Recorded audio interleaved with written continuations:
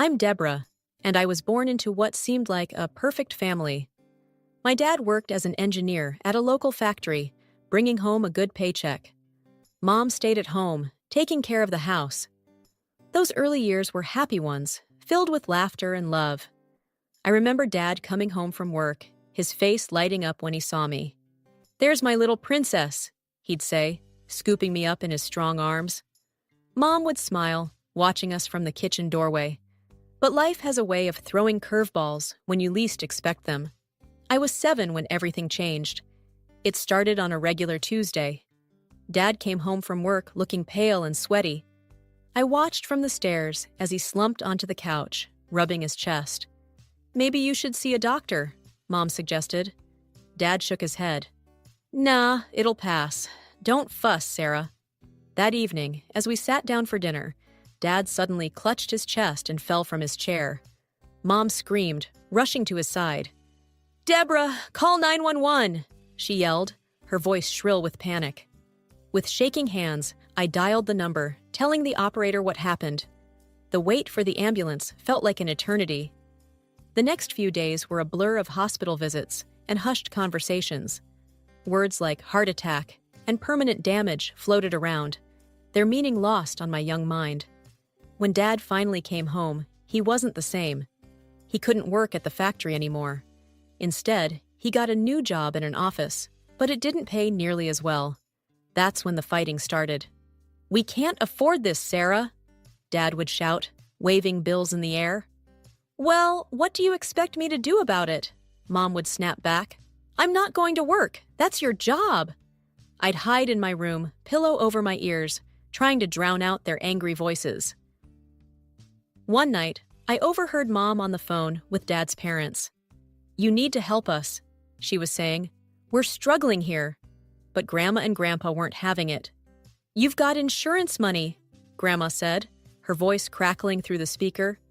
"And it's about time you started working too, Sarah. You can't expect John to do it all, especially now." Mom slammed the phone down, muttering under her breath. The fights got worse after that. Mom kept demanding more money, and Dad kept saying we didn't have it. I watched helplessly as Dad grew paler and more tired each day. 3 years after his first heart attack, Dad had another one. This time, he didn't make it. I was 10 years old when I lost my father. After Dad's funeral, things changed fast. I overheard heated arguments between Mom and my grandparents, words flying like daggers. "You're taking everything for yourself," Grandma accused, her voice trembling with anger. "What about Deborah?" John wanted her to be taken care of. Mom's reply was cold. "I'm her mother. I'll decide what's best for her." I didn't understand then what they were fighting about. Money, inheritance, embezzlement. These were just big words to me. All I knew was that Mom seemed different, harder somehow. Before I could make sense of it all, Mom dropped another bombshell. "Deborah, I'm getting married again," she announced one day, not even looking at me as she applied her lipstick. The wedding was a blur. Mom looked happy, but I felt lost. Her new husband, Tom, barely acknowledged me. It didn't take long for me to realize I wasn't part of their plans. One morning, Mom sat me down. "Deborah, you're going to stay with Grandma and Grandpa for a while." "But why?" I asked, fighting back tears. "Tom and I need some time to ourselves," she said, her tone leaving no room for argument. And just like that, I was shipped off to my grandparents' house. It was big and luxurious, nothing like our old home. Grandma and Grandpa were kind, always making sure I had everything I needed. But despite their love, I missed Mom terribly. Months passed. I settled into a routine with my grandparents, finding comfort in their steady presence. But a part of me always hoped Mom would come back for me. Then, out of the blue, she did. "Deborah, pack your bags. You're coming home," Mom said during one of her rare visits. My heart soared. She missed me. She wanted me back. I hugged Grandma and Grandpa goodbye, promising to visit often. But my joy was short-lived. As soon as we got home, I realized why Mom had really brought me back. "This is your baby brother, Jake," she said, handing me a squirming bundle. "You'll be helping me take care of him." Reality hit hard. I wasn't brought back because Mom missed me. I was brought back to be a nanny. My days became a blur of school, chores, and babysitting. While Mom went out with Tom or met her friends, I was left to watch Jake. Homework became an afterthought. Between changing diapers and cleaning the house, there was little time for studying.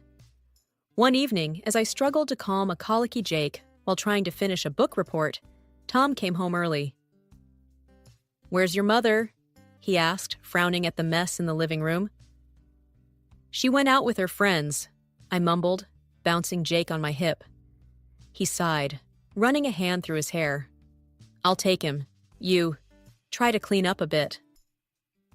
As I picked up toys and wiped down surfaces, I couldn't help but wonder, was this what family was supposed to be like? An absent mother, a distant stepfather, and a child forced to grow up too fast? My life as a makeshift nanny took its toll. I was exhausted all the time, falling asleep in class and forgetting assignments. It didn't take long for my teachers to notice. One day, Mrs. Thompson, my English teacher, pulled me aside after class. "Deborah, is everything okay at home?" she asked, her eyes full of concern. I mumbled something about being tired, but Mrs. Thompson wasn't buying it. A week later, I found out she'd called Grandma, and Grandma, in turn, called Mom. After a heated argument, Mom slammed the phone down and turned to me. "Pack your bags," she said coldly. "You're going back to your grandparents." I was torn between relief and hurt. Part of me was glad to escape the endless chores and babysitting, but another part felt rejected all over again. Life at Grandma and Grandpa's was like before, stable, loving, and focused on my well-being. My grades started to improve, and I felt like a kid again. Months passed with barely a word from Mom. Then, out of the blue, Grandma got another call. "Sarah's divorced Tom," Grandma told me later, her voice a mix of surprise and disappointment. "He's taken Jake and moved to another city." I felt a pang of sadness for my little brother, but also a strange sense of relief. At least he was with his dad, who seemed to care more than Mom ever did. That's when Mom discovered social media. Suddenly, my phone was buzzing with notifications. Mom was posting constantly, selfies at clubs, pictures of fancy meals, and lots of photos with a guy who looked barely older, over 18 years old. But it wasn't just new boyfriends Mom was experimenting with. Soon, her posts took a different turn. "Just got my new girls," read one post, accompanied by a photo of Mom in a tight top, her chest suddenly much larger than I remembered. The surgeries didn't stop there. Every few months, there'd be a new post about another procedure. Bigger hips, plumper lips. Even her eyes looked different. I watched from afar as Mom transformed herself, post by post, surgery by surgery. The woman in the photos looked nothing like the mother I remembered. It was like watching a stranger play dress-up with my mom's life. Through all of this, Mom never once asked about me. No calls on my birthday. No messages asking how school was going. Nothing. At first, it hurt. I'd cry myself to sleep, wondering why I wasn't enough for her. But as time passed, the pain dulled. I stopped expecting her calls, stopped hoping she'd suddenly remember she had a daughter. The years flew by faster than I could have imagined. Before I knew it, I was standing on the stage in my cap and gown, accepting my high school diploma. Grandma and Grandpa cheered louder than anyone else in the audience. Mom wasn't there, but I'd stopped expecting her to show up long ago.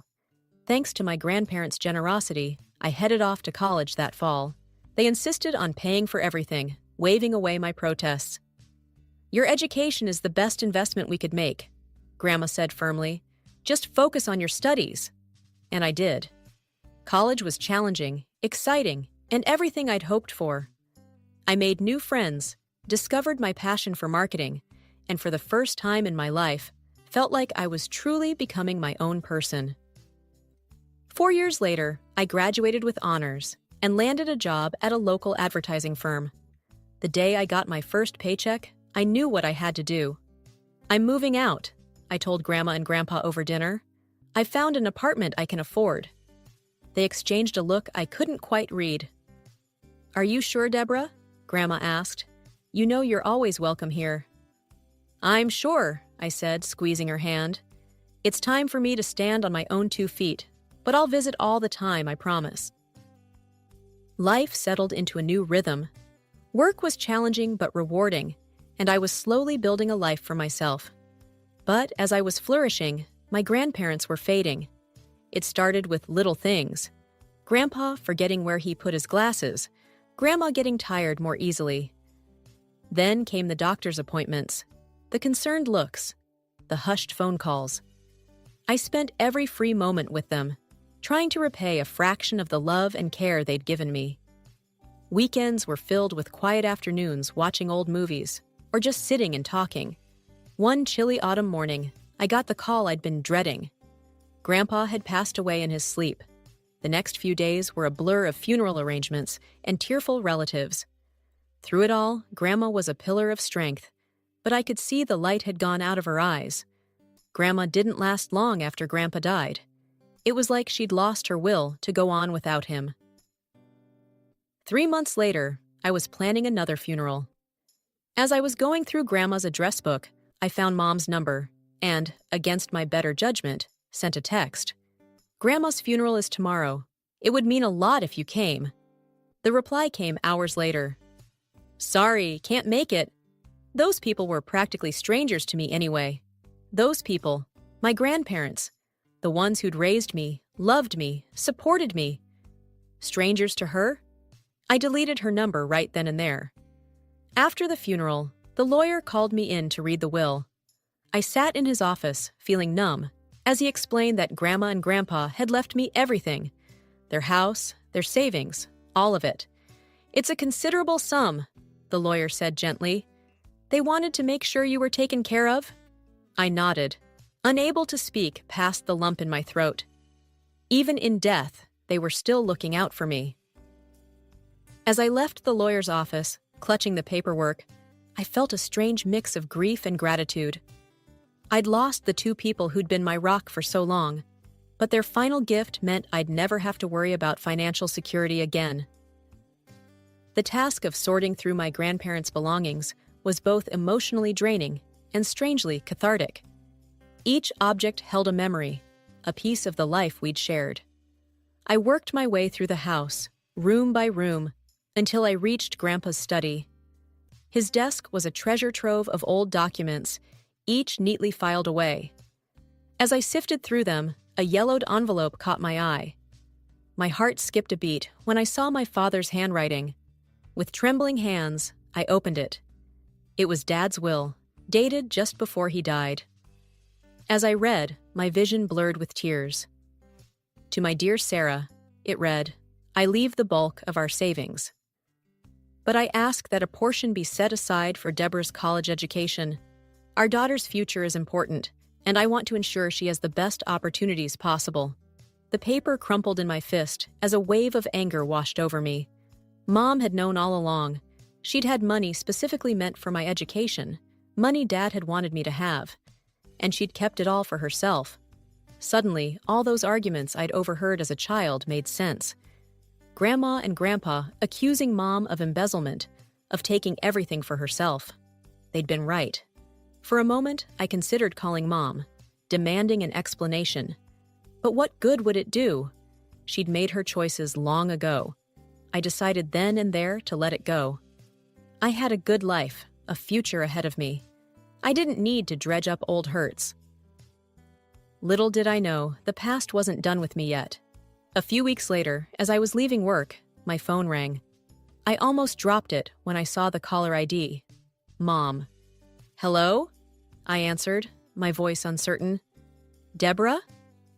It's your mother." I waited, not sure what to say. "I've been doing a lot of thinking," she continued, her voice sounding different than I remembered. "I miss you, sweetheart. I want us to try and fix things between us. Can we meet?" I was speechless. After years of silence, this was the last thing I expected. "Okay," I said finally. "Let's meet." We agreed on a cafe near my office for the following Saturday. When I walked into the cafe, I almost didn't recognize her. The woman waving at me from a corner table looked nothing like the mother I remembered. Her face was taut and unnaturally smooth, her lips plump, her cheekbones sharp enough to cut glass.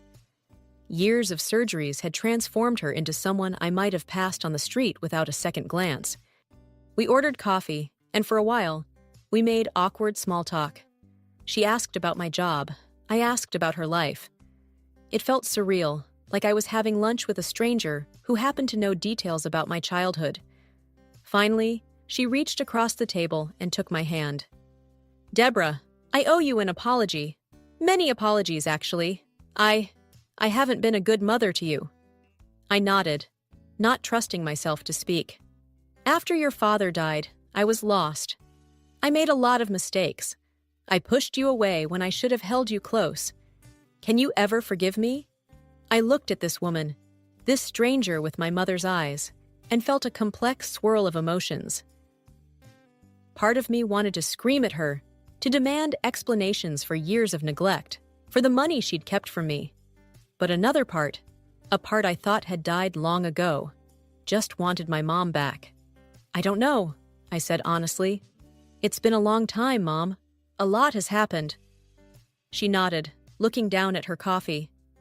"I understand, but I want to try, if you'll let me.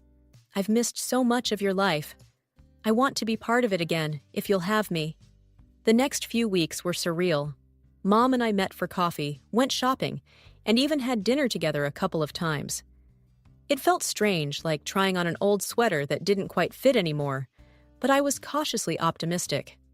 One afternoon, as we were finishing up lunch, Mom casually asked, "So, sweetie, did your grandparents leave you anything?" The question caught me off guard. Yeah," I replied hesitantly. "They left me their house and some savings." Mom's eyes lit up in a way that made me uneasy. "Oh, that's wonderful. You know, I've been meaning to ask you a favor." She leaned in, her voice dropping to a conspiratorial whisper. "I'm getting married again, to Daniel. You remember him, right? He's 16 years younger than me. We want to have a bachelorette party, and I was wondering if we could use your grandparents' house. It's such a lovely place for a celebration." I blinked, trying to process this information. "You're getting married? Again?" She waved her hand dismissively. "Third time's the charm, right? So, about the house?" Against my better judgment, I agreed. "Sure, I guess that would be okay." Mom clapped her hands in delight. "Oh, thank you, darling. You won't regret this." The next day, she came to pick up the keys. "I'll give them back at the wedding," she said, handing me an ornate invitation. "1 month from today. I can't wait for you to be there." As I watched her drive away, I felt a mix of emotions. Part of me was happy that Mom wanted me at her wedding. Another part couldn't shake a nagging sense of unease. The weeks flew by, and I was busy with work and my own life. But as the wedding approached, I decided to check on the house, make sure everything was in order for Mom's party. As I pulled up to the curb, I noticed unfamiliar cars in the driveway. Frowning, I walked up to the front door and knocked. A stranger answered. "Can I help you?" he asked, looking confused. "I'm here to check on the house," I said. "I'm the owner." The man's frown deepened. "I think there's been a mistake. My wife and I just bought this house. We're in the middle of moving in." My heart dropped. "That's impossible. This house belongs to me. I inherited it from my grandparents." The man called his wife over, and they explained that they'd bought the house from a woman whose description matched my mother's new look perfectly. As the reality of the situation sank in, I felt like I couldn't breathe. Mom had done it again. She'd manipulated me, used me, all to steal my inheritance. I stumbled back to my car, my mind racing. How could she have sold the house? She didn't have the right, unless she'd forged documents. For a moment, I considered calling the police right then and there.